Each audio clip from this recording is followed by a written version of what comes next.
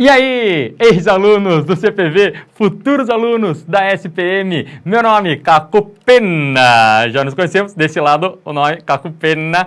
Vamos comentar essa prova de hoje, de junho de 2013 da SPM. E se você está vendo esse vídeo pelo YouTube e quer saber, nossa Caco, mas onde eu consigo a prova para poder acompanhar essa correção? Entra no site www.cpv.com.br.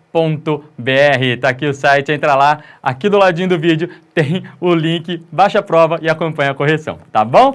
E para você que já está com a prova na mão, você percebeu que foi uma prova bem simples, né? Uma prova bem dentro, aliás, do que a SPM tem feito nos últimos anos, até um pouco menos exigente.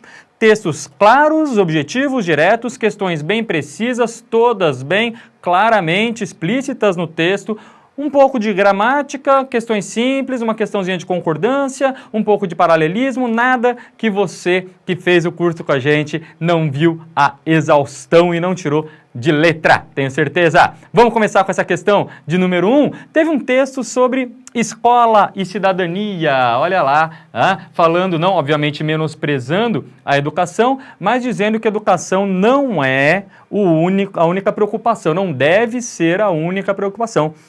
Não adianta nada você dar educação se não tiver uma estrutura para garantir o emprego. Fica, aliás, uma dica. Fica a dica, o texto aí da SPM. Vamos lá. Então ele mostrou esse texto e já na alternativa, na questão 1, ele me perguntou justamente isso. Ele falou qual é essa ideia central do texto. E é justamente a postura ilusória de achar que a boa educação é um instrumento suficiente para uma compreensão crítica do mundo, que é o que diz aqui na nossa alternativa D de docinho de damasco. É realmente isso que a gente acabou de falar, né? Seria uma ilusão pensar que só a boa educação garantiria todo o senso crítico. Tem muito mais do que isso, ok? Alternativa D, então, na questão 1.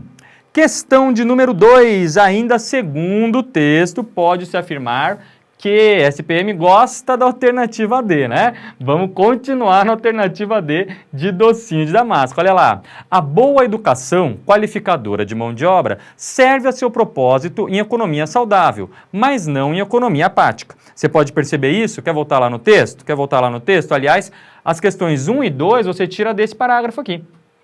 No terceiro parágrafo, ele diz os exemplos de estruturas que vão ser necessárias, além da educação, desindustrialização, reestruturação de empresas, impostos pela intensificação da competição, crise fiscal, tudo, aliás, que prejudica o desenvolvimento do país, além da falta de educação, o que seria a questão 1, e já no 2, se esses fatores reais de crescimento falham, a educação naufraga como força propulsora do emprego e da distribuição de renda, que é a questão 2. Então, essas duas primeiras questões estão bem juntas aí no terceiro parágrafo do texto. Fechou?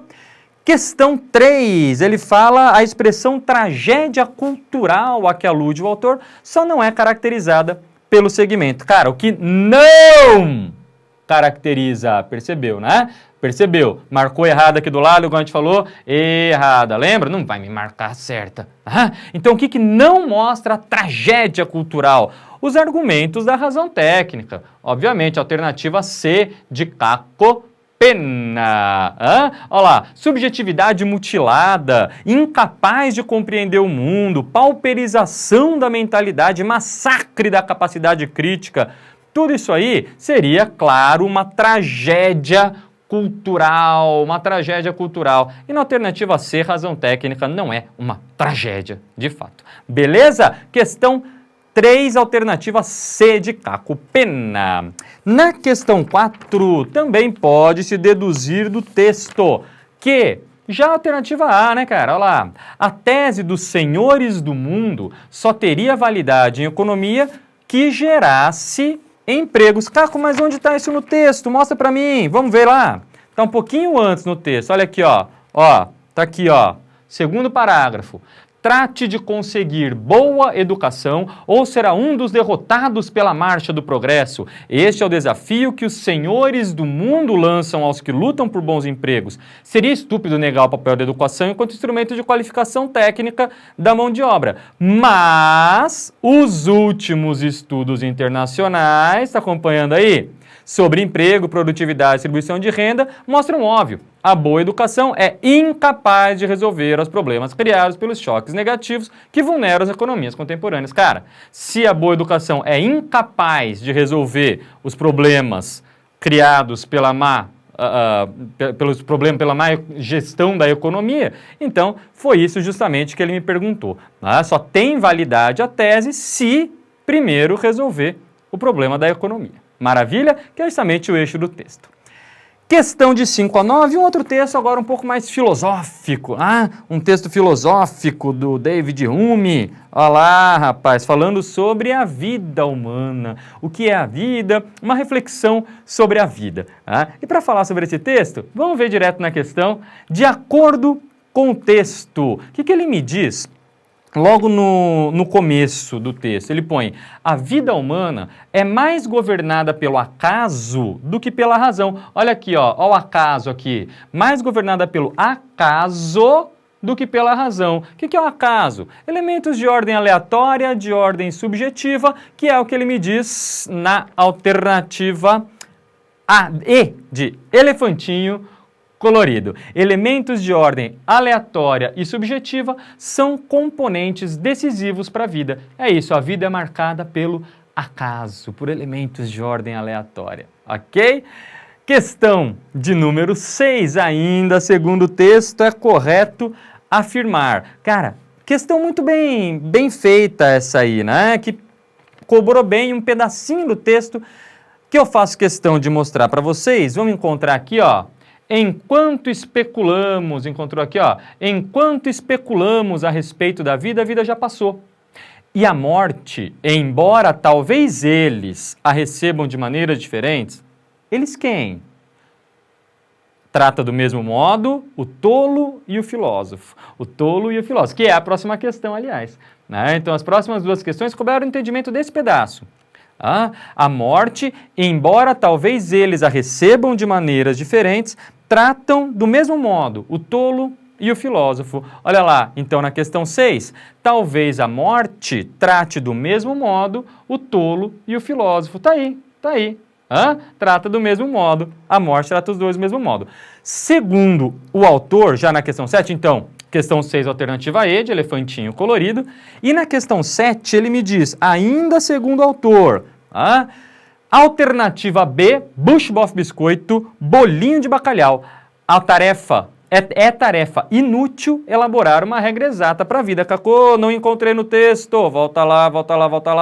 Olha aqui, ó. Tentar reduzir a vida. Tentar reduzir a vida a uma regra e um método exatos é geralmente uma ocupação dolorosa e infrutífera. Pronto, tentar reduzir a vida a uma regra, um método exato, vai fazer você sofrer, não vai te levar a lugar nenhum. Deixa a vida te levar, ok? Que é o que ele diz logo na alternativa A. Né? É tarefa, alternativa B, bushboff biscoito, bolinho de bacalhau. É tarefa inútil elaborar uma regra exata para a vida. Inútil, infrutífero. Maravilha? Na questão de número 8, ele me diz que, de maneira geral, o autor, o que ele faz aí?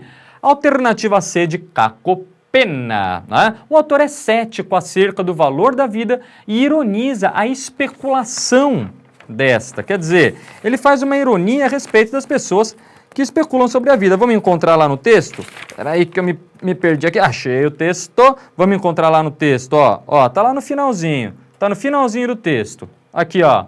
Encontrou aí? E mesmo especular, olha aqui, ó. E mesmo especular tão cuidadosamente sobre ela, procurando estabelecer com rigor sua justa ideia, equivaleria a superestimá-la.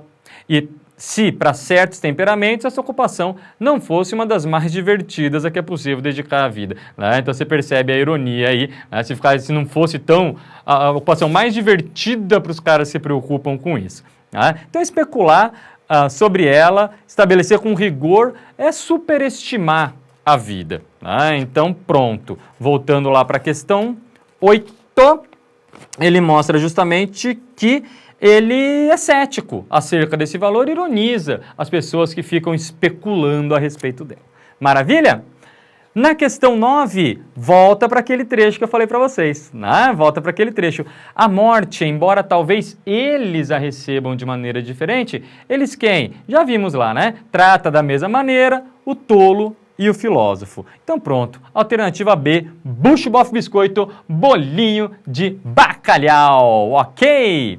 Questão 10, um pouquinho de concordância. Olha lá, questão bem simples, bem tranquila de concordância, tenho certeza que você lembrou. Lembra? É proibido entrada de pessoas estranhas, é proibida a entrada de pessoas estranhas. Lembrou? Lembrou? Mesma coisa, ele quer saber, olha lá, em uma das frases, em negrito, foi alterado, transgredindo a norma culta, tá vendo aí, ó, transgredindo, olha aqui, ó, transgredindo, ele quer a errada, não vai marcar a certa, ok? Pronto, vai na história do proibido, lá na alternativa C, de caco, pena, olha lá, válida desde julho de 2011, a lei afirma que é proibida prisão, proibida prisão, proibido prisão ou proibida a prisão, como você bem sabe. Então, sem grandes problemas, alternativa C de caco, pena. Questão 10.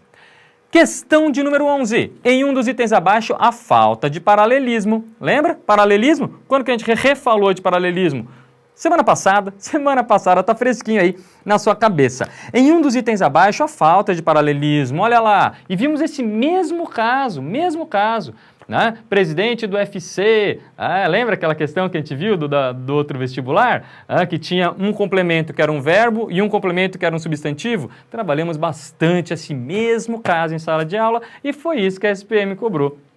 3 policiais são acusados de desviar drogas e ligação com traficantes. Opa, um é verbo, outro é substantivo. Pode isso? Pode não. São acusados de desviar drogas e manter ligação com traficantes internacionais, jogando os dois para verbo, ou são acusados de desvio de drogas e ligação com traficantes, jogando os dois para o substantivo, ok? O que não dá para fazer, como você bem sabe, é misturar os dois. Então, questão 11, alternativa B, bucho, bofe, biscoito, bolinho de bacalhau.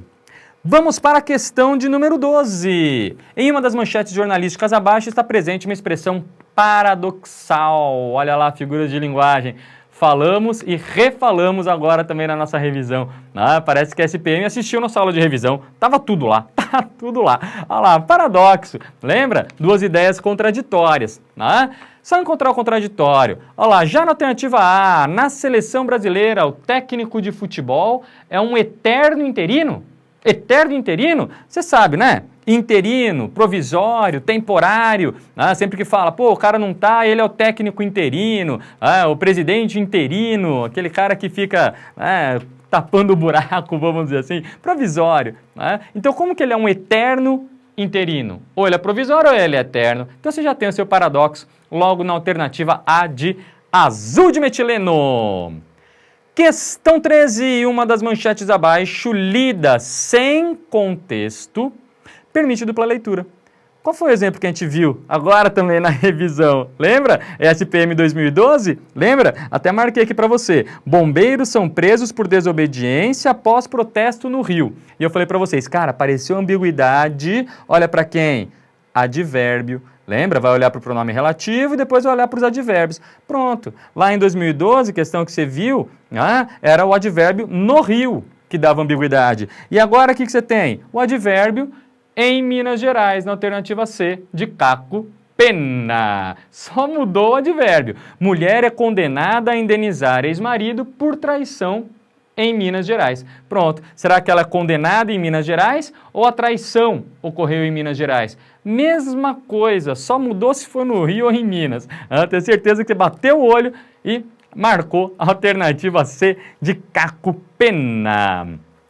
E para finalizar a nossa parte aqui, questão 14, uma tirinha do Calvin em que ele fica tristonho, porque não tem um logotipo na cabeça, na camiseta dele, né? Uma imagem de um produto. Ele diz, é a mesma coisa que dizer ao mundo, a minha identidade está tão absorvida pelos produtos que compro, que eu pago ao fabricante para anunciar seus produtos. É um orgulho para ele ter uma marca na camiseta. Claro, há uma ironia por parte do autor Sem dúvida. Mas a gente não pode dizer que o Calvin está criticando essa postura. A gente pode perceber, a partir do pensamento do Calvin, é uma ironia por trás, né? Mas o próprio Calvin, ele não critica de fato, ele quer ter uma camiseta com uma marca de produto. Então, a gente não, olha o não grandão aqui, olha o não em negrito em maiúsculo, tudo lá, não é possível afirmar que ele condena, em tom de verdade universal, o fato de que uma boa camisa faz do usuário uma propaganda ambulante. Ele não condena isso, ok? Aqui está dizendo que ele condena. Ah, Caco, mas não é uma tira irônica? Tudo bem, mas o Calvin não está condenando, ele quer ter o logotipo na camiseta dele. Maravilha? Então essas foram as questões de 1 a 14 da nossa prova. Olha meu nome aí de novo. Opa, do outro lado, Cacopena. Sumiu meu nome, foi embora. Cacopena. Então essa foi a nossa prova aí de junho de 2013 da SPM. Tenho certeza de que você foi muito bem e esperamos que você volte para dar notícias de como está a sua vida no curso superior, ok? E não sai daí não. O professor Veronese está aqui no vídeo do lado para comentar com vocês as questões 15 a 20 a respeito de literatura, tá bom? É isso aí, foi um grande prazer estar com vocês e passar esse semestre com vocês e nos vemos aí nas aventuras da vida. Um grande beijo, tchau, tchau!